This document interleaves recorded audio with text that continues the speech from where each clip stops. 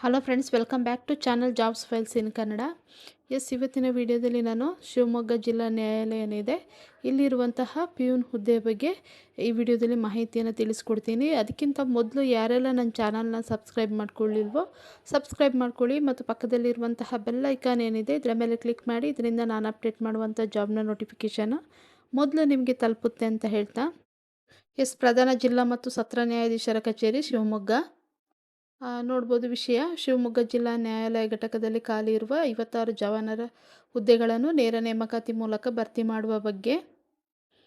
ಇನ್ನು ಭರ್ತಿ ಮಾಡಿದ ಅರ್ಜಿಗಳನ್ನು ಸಲ್ಲಿಸಲು ಕೊನೆಯ ದಿನಾಂಕ 24/8/2026.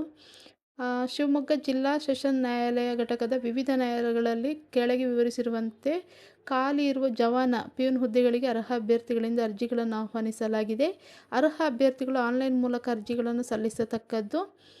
ಅರ್ಜಿಗಳನ್ನು ಶಿವಮೊಗ್ಗ ಜಿಲ್ಲಾ ನ್ಯಾಯಾಲಯದ ವೆಬ್ಸೈಟ್ ಲಿಂಕ್ ಕೊಟ್ಟಿದ್ದಾರೆ, ಅದನ್ನು ಡಿಸ್ಕ್ರಿಪ್ಷನಲ್ಲಿ ಕೊಟ್ಟಿರ್ತೀನಿ, ಚೆಕ್ ಮಾಡ್ಕೊಳ್ಳಿ. ಅಲ್ಲಿ ನೀಡಲಾದ ಲಿಂಕ್ನ ಮೂಲಕ ಆನ್ಲೈನಲ್ಲಿ ದಿನಾಂಕ 23/7/2026ರಿಂದ ದಿನಾಂಕ 24/8/2026 ರಾತ್ರಿ 11:59 ಮಾತ್ರ ಸಲ್ಲಿಸತಕ್ಕದ್ದು. ಹುದ್ದೆಗಳ ಸಂಖ್ಯೆ ನೋಡೋದಾದರೆ 56 ಹುದ್ದೆ ಖಾಲಿ ಇದೆ. ಹುದ್ದೆಗಳ ವರ್ಗೀಕರಣ ಕೊಟ್ಟಿದ್ದಾರೆ. ಮೀಸಲಾತಿ ಬಗ್ಗೆ ಇಲ್ಲಿ ಕೊಟ್ಟಿದ್ದಾರೆ. ನಾನು ಇಲ್ಲಿ ಎಕ್ಸ್ಪ್ಲೇನ್ ಮಾಡ್ತಾ ಇಲ್ಲ. ನೀವು ವಿಡಿಯೋನ ಪಾಸ್ ಮಾಡಿ ಚೆಕ್ ಮಾಡ್ಕೊಳ್ಳಿ ಎಷ್ಟೆಷ್ಟು ಮೀಸಲಾತಿ ಯಾವ್ಯಾವ ವರ್ಗಕ್ಕೆ ಇದೆ ಅಂತೇಳಿ. ಇಲ್ಲಿ ಟೋಟಲ್ ಆಗಿ 56 ಹುದ್ದೆ ಖಾಲಿ ಇರುವಂಥದ್ದು. ವೇತನ ನೋಡೋದಾದರೆ 27,000ದಿಂದ ವೇತನ ಪ್ರಾರಂಭವಾಗುತ್ತೆ.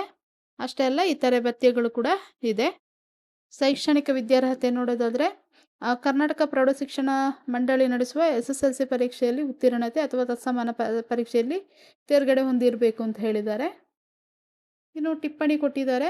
ಕರ್ನಾಟಕ ಸರ್ಕಾರದ ಸುತ್ತೋಲೆ ಸಂಖ್ಯೆಯಲ್ಲಿ ಇಲ್ಲಿ ಕೊಟ್ಟಿದ್ದಾರೆ. ರನ್ವಯ ವಿದ್ಯಾರ್ಹತೆಯನ್ನು ಹೊಂದದೇ ಇರುವ ಅಭ್ಯರ್ಥಿಗಳು ನೇಮಕಾತಿ ಪ್ರಕ್ರಿಯೆಯಲ್ಲಿ ಭಾಗವಹಿಸಿದರೆ ಅಂತಹ ಅಭ್ಯರ್ಥಿಗಳ ಅರ್ಜಿಗಳನ್ನು ತಿರಸ್ಕರಿಸಲಾಗುವುದು ಹಾಗೂ ಅಂತಹ ಅಭ್ಯರ್ಥಿಗಳ ಅರ್ಜಿಗಳನ್ನು ನೇಮಕಾತಿಗೆ ಪರಿಗಣಿಸಲಾಗುವುದಿಲ್ಲ ಅಂತ ತಿಳಿಸಿದ್ದಾರೆ. ಅಷ್ಟೇ ಅಲ್ಲ, ಕನ್ನಡ ಓದಲು ಮತ್ತು ಬರೆಯಲು ತಿಳಿದಿರಬೇಕು ಅಂತ ಹೇಳಿದ್ದಾರೆ.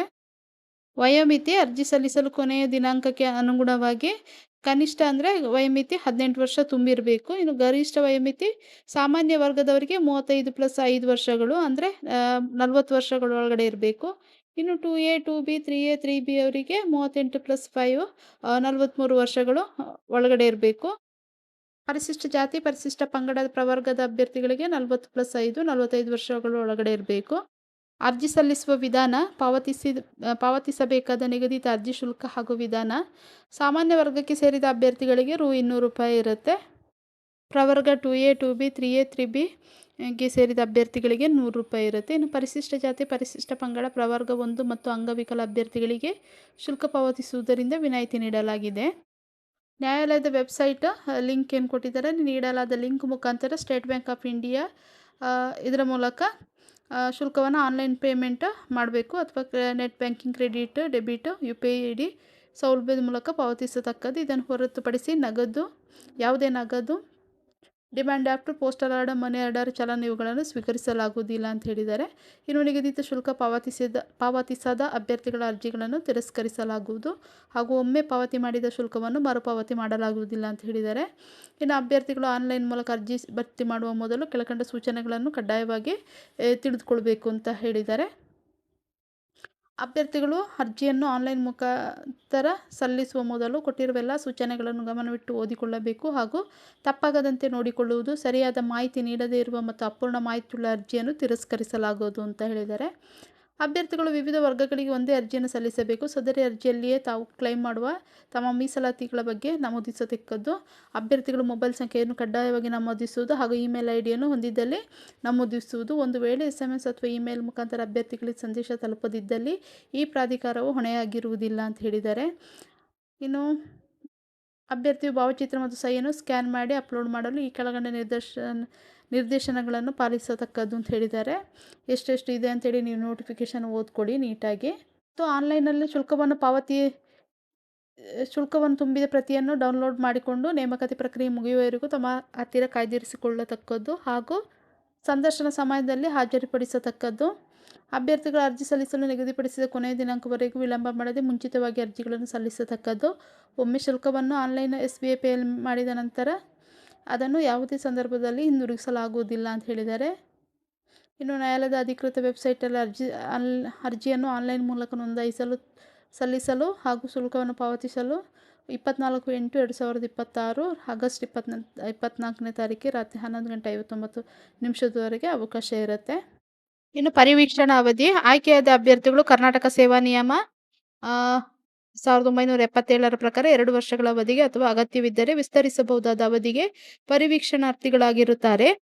ಆಯ್ಕೆ ವಿಧಾನ ನೋಡೋದಾದರೆ ಕರ್ನಾಟಕ ಅಧೀನ ನ್ಯಾಯಾಲಯಗಳ ನಿಯಮ 2007 2021 ಪ್ರಕಾರ ಕನ್ನಡ ಓದಲು ಮತ್ತು ಬರೆಯಲು ಅಭ್ಯರ್ಥಿ ಹೊಂದಿರುವ ಸಾಮರ್ಥ್ಯ ಮತ್ತು ಜ್ಞಾನದ ಬಗ್ಗೆ ಸಂದರ್ಶನ ಇರುತ್ತೆ. ಇನ್ನು ಅರ್ಹತಾ ಪರೀಕ್ಷೆಯಲ್ಲಿ ಗಳಿಸಿರುವ ಒಟ್ಟು ಶೇಕಡಾವಾರು ಅಂಕಗಳ ಆಧಾರದ ಮೇಲೆ ಒಂದು ಹುದ್ದೆಗೆ 10 ಅಭ್ಯರ್ಥಿಗಳಂತೆ 1:10 ಅನುಪಾತದಲ್ಲಿ ಅತಿ ಹೆಚ್ಚು ಅಂಕ ಪಡೆದ ಅಭ್ಯರ್ಥಿಗಳನ್ನು ಪ್ರಕಟಿಸಿರುವ ಹುದ್ದೆಗಳಿಗೆ ಅನುಗುಣವಾಗಿ ಸಂದರ್ಶನಕ್ಕೆ ಕರೆಯಲಾಗುವುದು. ಸಂದರ್ಶನದಲ್ಲಿ ಗಳಿಸುವ ಅಂಕಗಳ ಆಧಾರದ ಮೇಲೆ ಆಯ್ಕೆ ಮಾಡಲಾಗುವುದು. ಸಂದರ್ಶನವು 10 ಅಂಕಗಳನ್ನು ಒಳಗೊಂಡಿರುತ್ತೆ ಅಂತ ತಿಳಿಸಿದ್ದಾರೆ. ಹಾಗಾಗಿ ಏನು ನೀವು ಅಪ್ಲಿಕೇಶನ್ ಹಾಕ್ತಿದ್ದೀರಾ ಇದಕ್ಕೆ ಎಕ್ಸಾಮ್ ಇದೆ. ಎಕ್ಸಾಮಲ್ಲಿ ನೀವು ಏನು ತೊಗೊಂಡಿರ್ತೀರ ಮಾರ್ಕ್ಸ್ ಅದರ ಮೇಲೆ ಅವರು 1:10 ಆ ಅಭ್ಯರ್ಥಿಗಳನ್ನು ಇಂಟರ್ವ್ಯೂಗೆ ಕರೆಯುತ್ತಾರೆ. ಇವತ್ತಿನ ವಿಡಿಯೋದಲ್ಲಿ ನಾನು ಶಿವಮೊಗ್ಗ ಜಿಲ್ಲಾ ನ್ಯಾಯಾಲಯದಲ್ಲಿ ಇರುವಂತಹ ಜವಾನರ್ ಅಂದರೆ ಪಿಯೂನ್ ಹುದ್ದೆ ಬಗ್ಗೆ ಈ ವಿಡಿಯೋದಲ್ಲಿ ಸಂಪೂರ್ಣವಾದ ಮಾಹಿತಿಯನ್ನು ತಿಳಿಸ್ಕೊಟ್ಟಿದ್ದೇನೆ. ನಿಮಗೇನಾದರೂ ಆಸಕ್ತಿ ಇದ್ದು ನಿಮಗೇನಾದರೂ ಎಲಿಜಿಬಲ್ ಇದ್ದರೆ ನೀವು ಈ ಹುದ್ದೆಗೆ ಅರ್ಜಿ ಸಲ್ಲಿಸಿ ಅಂತ ಹೇಳ್ತಾ, ಈ ವಿಡಿಯೋ ನಿಮಗೆ ಇಷ್ಟ ಆದರೆ ಒಂದು ಲೈಕ್ ಕೊಡಿ. ಹಾಗೆ ಈ ವಿಡಿಯೋದ ಅಗತ್ಯ ಯಾರು ಇದೆಯೋ ಅವರೊಂದಿಗೆ ಈ ವಿಡಿಯೋನ ಶೇರ್ ಮಾಡ್ಕೊಳ್ಳಿ ಅಂತ ಹೇಳ್ತಾ, ಹಾಗೆ ಸಬ್ಸ್ಕ್ರೈಬ್ ಮಾಡ್ಕೊಳ್ಳೋದನ್ನು ಮರಿಬೇಡಿ ಅಂತ ಹೇಳ್ತಾ, ಥ್ಯಾಂಕ್ ಯು ಫಾರ್ ವಾಚಿಂಗ್.